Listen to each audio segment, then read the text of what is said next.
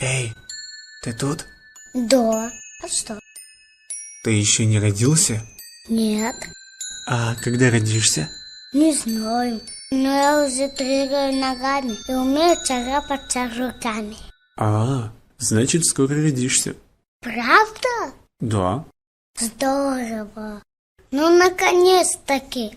Подожди, а ты кто? Я? Я твоя судьба.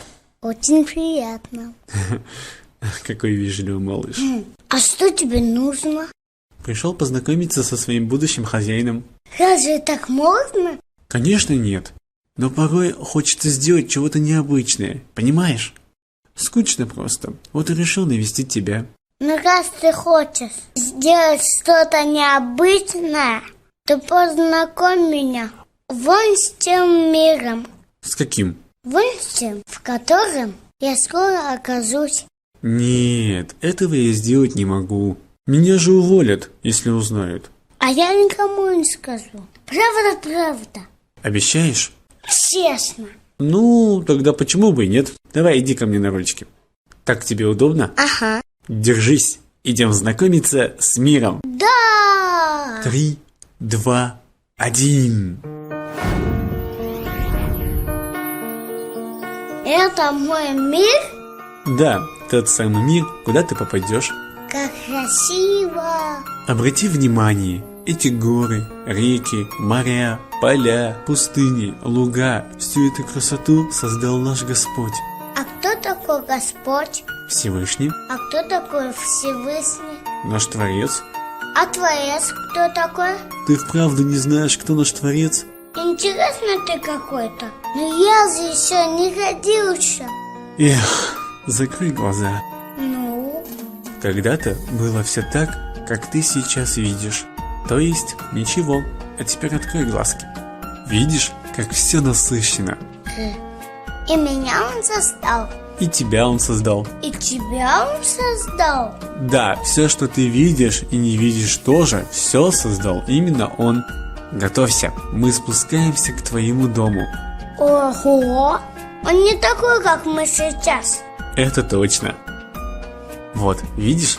А кто это? Это тот самый великий человек. Твоя мама. Мама. Да, а рядом с ней твой папа. Он гладит мой мир. А ты думал, А кто эти маленькие человечки? этим твои родные родственники, брат и сестра. А теперь я тебе покажу, что будет через 16 лет. Ой, это кто? И почему он кричит на мою маму? Зачем он захлопнул дверь и ушел? Вообще, какое он имеет право разговаривать так с моей мамой? Кто он? Это ты. Я? А почему я так сделал? Понимаешь, все так запущено, что ты не будешь спрашивать себя, зачем, почему, надо ли это, будет правильно, если я сделаю так.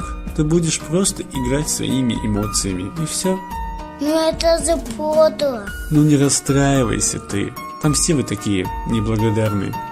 Хочешь, я тебе еще кое-чего покажу? Смотри, это дерево судьбы, то есть я. А ветки – это все твои дороги. Обрати внимание, правая сторона веток зеленого цвета, а левая – красного. Как ты думаешь, что это может быть? Если на первый взгляд, наверное, что-то плохое и что-то хорошее. Разумно.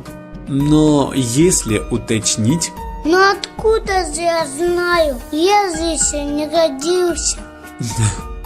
ну ладно.